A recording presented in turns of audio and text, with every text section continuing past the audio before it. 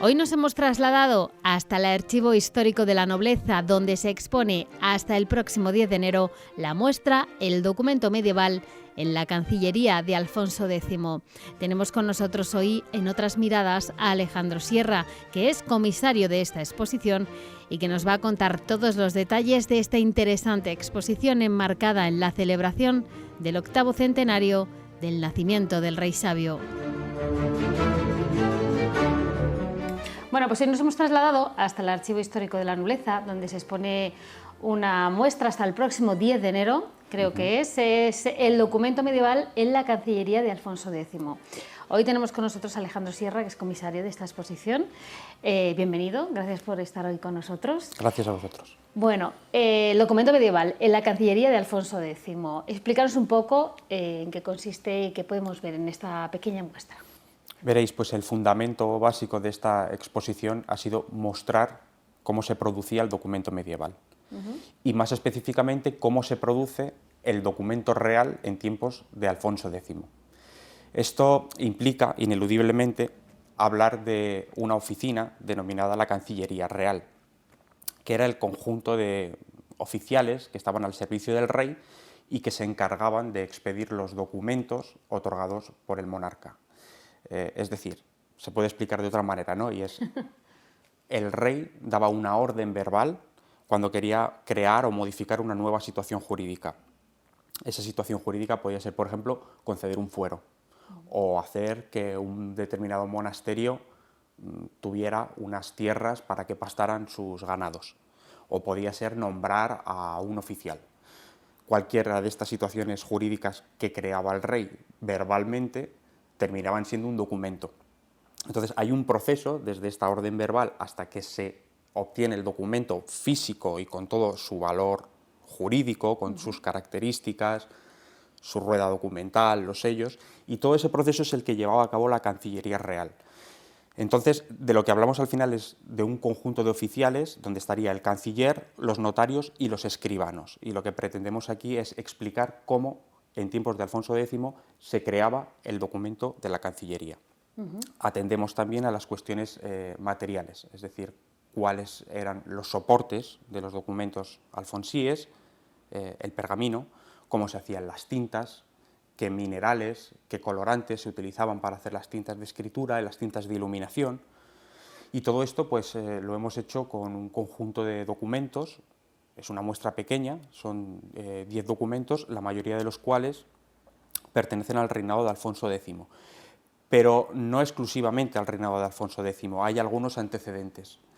El documento más antiguo es del año 1145, ¿vale? Es decir, es un documento del siglo XII en el cual ya aparecen algunos de los rasgos que luego vamos a observar en los documentos de Alfonso X.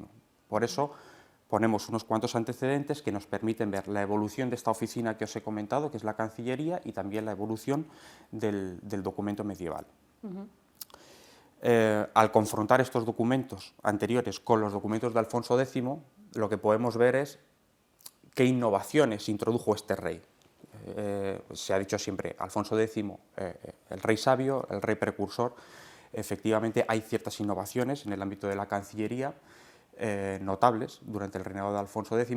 La más importante de todas es que los documentos de la Cancillería empiezan a producirse en lengua castellana. El castellano se convierte en la lengua oficial del documento alfonsí en detrimento del latín. Y luego aparecen también otros rasgos, como por ejemplo la policromía. Empiezan a aparecer documentos, en concreto privilegios reales policromados. Porque la muestra tiene distintos tipos de documentos, pero realmente los documentos que salían de la Cancillería tipológicamente no eran muchos. El más importante de todos ellos es el privilegio rodado, es el documento más solemne, también es el documento con unas características visuales más llamativas, y privilegios rodados hay desde mucho antes de Alfonso X. Entonces, precisamente esos antecedentes que hemos seleccionado lo que permiten es mostrar la evolución del privilegio rodado desde el siglo XII hasta el reinado de Alfonso X. Hablabas tú de este rey precursor, este rey innovador que hemos estado viendo a lo largo de este año, pues un montón de exposiciones, jornadas que nos hablan de todas esas facetas del rey. Eso que tú dices también que introdujo en los documentos, al final han variado mucho a lo que es un documento de gestión actualmente en un ayuntamiento o en alguna administración. Son documentos que, si nosotros los vemos, son radicalmente distintos. Para empezar, como documentos, la finalidad es similar.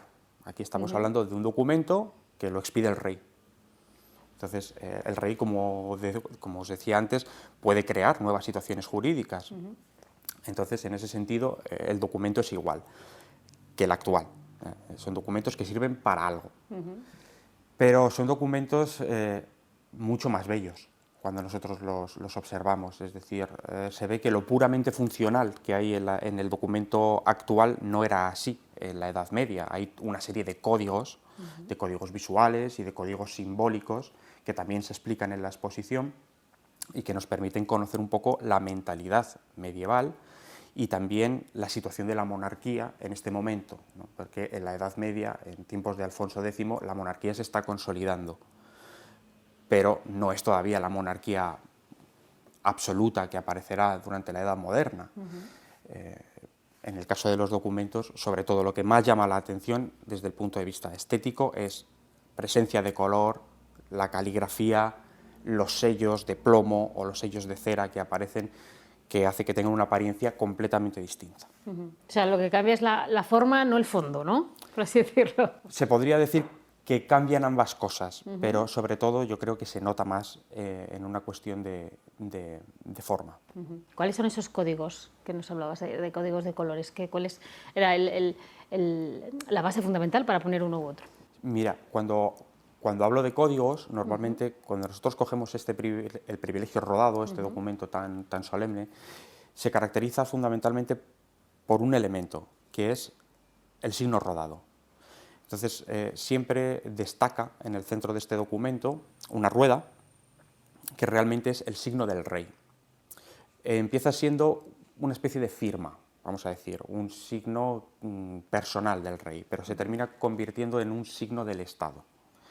Entonces, precisamente lo que se puede ver en esta exposición es como este signo, que al principio no es rodado, ¿no? Va adquiriendo unas determinadas características hasta convertirse en el signo rodado que aparece en los documentos de Alfonso X y que están ya trazados con una factura, con un color y con una presencia que no tenían los privilegios rodados anteriores. Entonces, el signo rodado es el principal elemento, el principal código visual. Lo primero que te permite saber que estás delante de un privilegio rodado es esa rueda, ¿vale? Luego hay otros, están las columnas de confirmantes, es decir, las personas que estaban ahí de alguna manera confirmando la validez de ese documento que era firmado por el rey.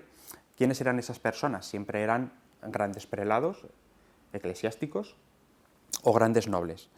Y siempre estaban en una disposición en dos columnas. Por un lado estaban los eclesiásticos, los grandes eclesiásticos del Reino de León y los nobles del Reino de León, y en las otras columnas estaban los grandes prelados de Castilla y los grandes nobles de Castilla, como confirmantes. Muchas veces estos confirmantes no estaban presencialmente cuando se expedía el documento, pero aportaban su palabra. Y otros códigos que siempre aparecen son, por ejemplo, el crismón. Es un elemento que aparece al principio de los documentos y que es una invocación a Jesucristo. La mentalidad de la época, antes de empezar cualquier tipo de documento, pues siempre se llevaba a cabo una invocación. Entonces, esta invocación tiene una forma gráfica, que es el crismón, y una forma escrita, porque todos estos documentos empiezan con una intitulación en la que se dice el rey don Alfonso, y por la gracia de Dios, rey de Castilla, de León, pero siempre se alude a la gracia de Dios, a la Trinidad, etc. Entonces, ese símbolo, ese código visual que es el crismón, realmente es el alfa, el omega, haciendo referencia a principio y fin de todas las cosas, y tiene luego las letras griegas que componen el nombre griego de Cristo, que es Christos, ¿no? Entonces aparece la Ro, aparece la Ji y eso es lo que conforma el crismón, que también sufre una evolución desde los antecedentes hasta llegar a la época de Alfonso X. También hay un cambio en la letra que se puede observar, pero fundamentalmente esos son los principales códigos visuales. Y por supuesto los sellos. Los sellos. Siempre aparece un sello que, digamos, es el elemento final por el cual los documentos adquieren son validados. Por muy bonito, por muy iluminado que esté el sello, si ese sello no dispone, el documento, por muy bonito que sea el documento, si no dispone de un sello, ya sea de plomo o de cera, ese documento no tenía validez. ¿Y el que fuera de plomo o cera también era distintivo? También era distintivo. El privilegio rodado siempre tiene un sello de plomo, y luego hay otras tipologías diplomáticas de las que todavía no hemos hablado, otros documentos, otros tipos de documentos, que son, por un lado, las cartas plomadas, que también tenían el sello de plomo, pero que no presentan estos otros códigos que os he comentado, no presentan el signo rodado, no presentan el crismón, ¿no? Pero sí el sello de plomo, y luego existían otras cartas, denominadas cartas abiertas, de las cuales pende un sello, pero que es de cera. Ese es lo que se llama el sello mayor de cera. Había varios sellos, todos los cuales estaban tipificados en las partidas. Es decir, Alfonso X, en su código legislativo de las partidas, normalizó cómo tenía que funcionar la Cancillería y normalizó ciertos aspectos también, como la existencia de unos sellos u otros. Hay que tener en cuenta que el sello de plomo, por el propio material que era el plomo, que era mucho más durable, se aplicaba casi siempre a documentos que eran una concesión a perpetuidad. Por ejemplo, se concede un fuero a tal localidad. Eso no termina en 50 años, ni termina en 100, ni en una vida. Se pretende que ese fuero dure durante el reinado de todo ese rey, e incluso que luego los reyes posteriores vayan, dando validez a ese documento. Entonces, el hecho de que tuvieran una validez muy a largo plazo era lo que parece que simbolizaba el plomo, ¿no? Esa durabilidad respecto a la cera, que era para documentos también importantes, pero de menor entidad. Parece que la parte jurídica administrativa del rey, del monarca Alfonso X el Sabio, es la más fea, por así decirlo, ¿no? Porque están pues, otras como más vistosas, ¿no? Aquí estáis rodeado de documentos, ¿no? ¿Cómo se hace atractiva una exposición de este tipo para el público en general? ¿Cómo se consigue hacer la didáctica para que la gente venga a verla? Es una labor difícil en ese sentido. La elección del tema tiene mucho que ver con los propios documentos que conservamos en el centro. Encontrar documentos de Alfonso X no es fácil, ya son documentos joya, por eso hablamos de una muestra pequeña. Pero claro, aparte de los documentos de Alfonso X, pues hemos tenido que incorporar algunos más que son antecedentes. Pero hay que tener en cuenta una cosa, y es que son documentos de archivo. Entonces, hay una diferencia fundamental entre aquellos documentos que Alfonso X creaba para que fueran públicos, como sucedió, por ejemplo, con las cantigas, a aquellos documentos que tenían una finalidad jurídica detrás. Es como si hoy dijéramos la diferencia entre los archivos y las bibliotecas, ¿no? Por un lado, las bibliotecas tienen sus publicaciones, son documentos públicos para que los vea todo el mundo, pero el archivo que tiene una oficina, eso no es para que lo vea todo el mundo, ¿no? Eso lo que pretende es garantizar una serie de, pues puede ser de derechos jurídicos o de las labores que haga aquella oficina. Pues aquí sucede lo mismo. Nosotros tenemos archivos nobiliarios y, por lo tanto, los documentos que tenemos son documentos que entregaron los reyes a estos nobles con un valor jurídico. Que, dado la importancia que tenían estos nobles, muchas veces eran señores de determinados territorios. Entonces, digamos que parte del poder real estaba delegado en estos señores y, por lo tanto, pues, estos señores que tenían ejercían sus competencias sobre un territorio determinado, pues a veces recibían también documentos reales. Comisariar esta exposición, seguro que tienes algún documento que más te llama la atención, que más te guste, que más resaltarías. Hay uno de los privilegios rodados que probablemente pues, es el más llamativo de todos. Es llamativo desde el punto de vista de la historia, primero porque es un documento entregado en 1255, esto para nosotros es el documento de Alfonso X que conservamos más antiguo. No lo parece, no parece el más antiguo porque, sin embargo, es muy vistoso el documento. Una de las características que tiene este documento que lo hace más importante es que es la primera vez que Alfonso X otorgó el fuero real, es decir, una legislación, uno de los códigos legislativos que hizo Alfonso X junto con las partidas fue el fuero real. Entonces, algunas localidades recibían este derecho. Quería decir que estas localidades que recibían el fuero real, pues a partir de entonces se regían por el derecho del rey. Y era una forma de imponer el poder del rey frente a otros poderes de tipo feudal. Entonces, este documento fue el primero que entregó Alfonso X, lo hizo a la villa de Aguilar de Campoo, y es un documento de 1255 importante desde el punto de vista histórico, pero que además tiene todos los elementos visuales que os he comentado. Se puede ver en él el crismón, se puede ver en él la rueda, se pueden ver las columnas de confirmantes, la línea de cancillería, el nombre de la persona que escribió el documento, que aparece también en los nombres de los escribanos. Casi siempre en esta línea de cancillería normalmente se menciona algo así como tal notario mayor la hizo escribir, y luego se menciona la persona que lo escribió, el nombre del escribano. Además estrena sala de exposiciones, ¿no? Sí, sí.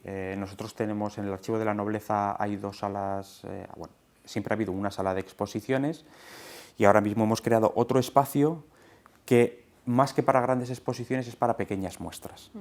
Hay que tener en cuenta que el documento no es como los cuadros o como los grandes códices, entonces normalmente no son exposiciones tan atractivas. Hay mucho que explicar, pero claro, cansa y hay que entender que si uno pone un documento detrás de otro, letra sobre letra, cosas que pueden ser joyas para un historiador porque ahí viene una información fantástica, pero desde el punto de vista meramente visual pues se queda un poco corto. Entonces hay que hacer una selección en la que juegue el valor histórico con el valor visual.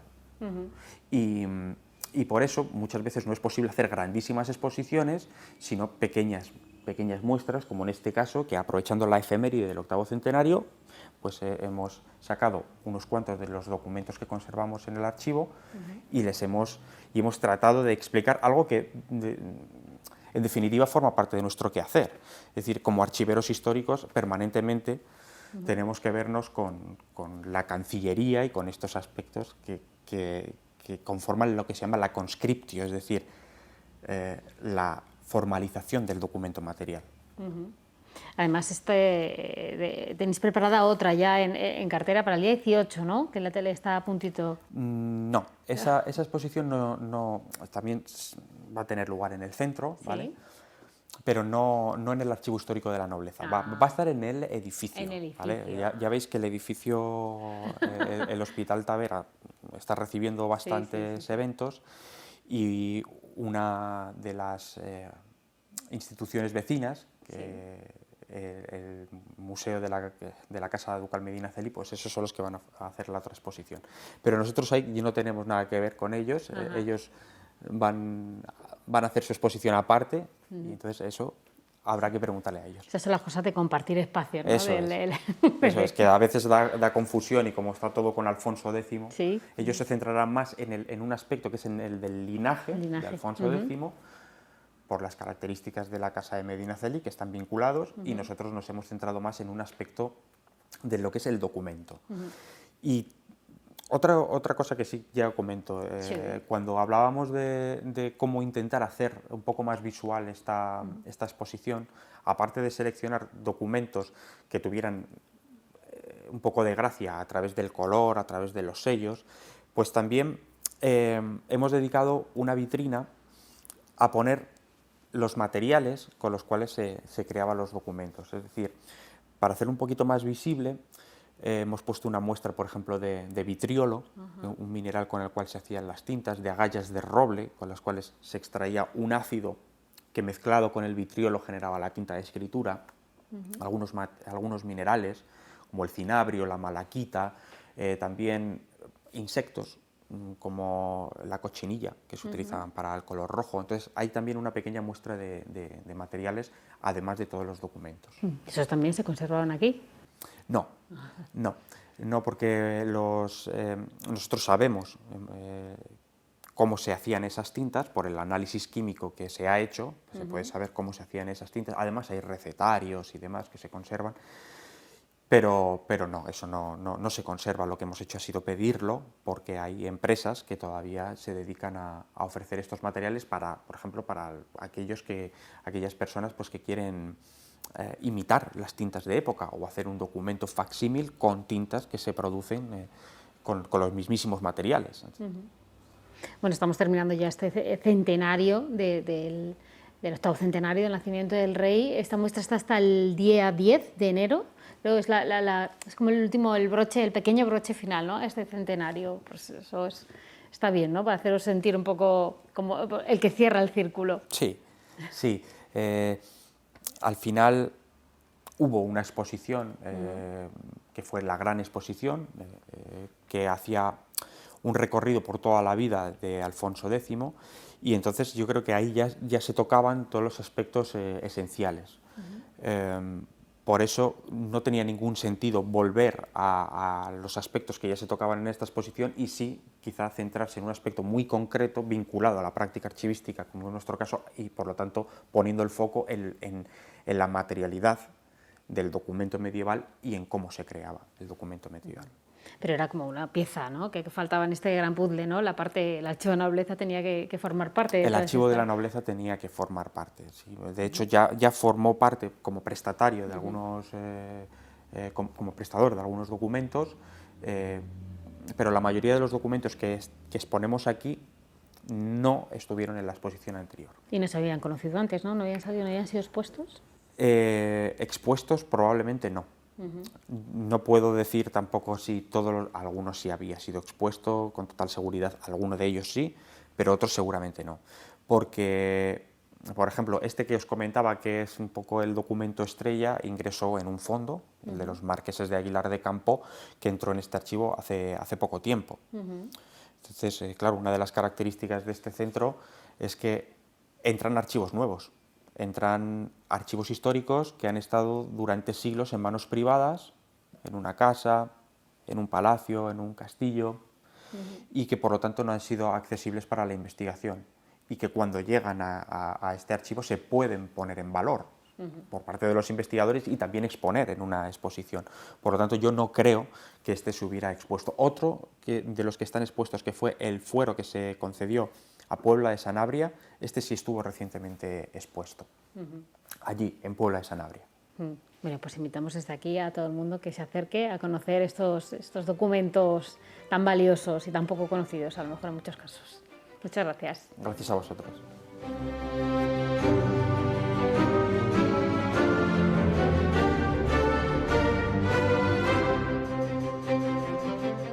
Una exposición que pueden visitar de manera gratuita hasta el próximo 10 de enero en la Sala de Actos del Archivo Histórico de la Nobleza. El horario de visita es de lunes a viernes de 10 de la mañana a 6 de la tarde, los sábados, domingos y festivos de 10 a 2 de la tarde. Eso sí, no se pierdan el programa de la próxima semana, en el que conoceremos a fondo la restauración de todos estos documentos de interés histórico.